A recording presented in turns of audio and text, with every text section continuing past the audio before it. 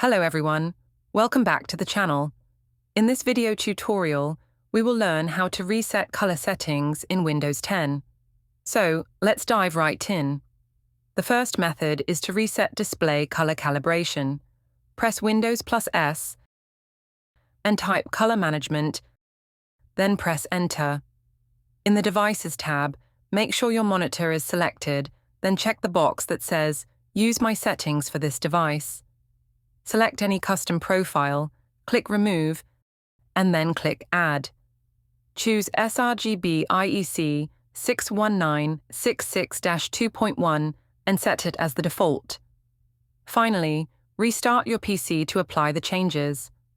Another way is to reset through Display Settings. Right-click on the desktop and select Display Settings.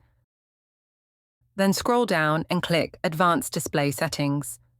Make sure your monitor is selected, then click Display Adapter Properties.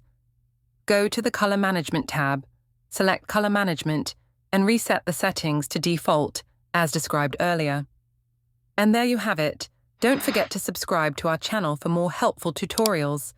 Thanks for watching, and I'll see you in the next video.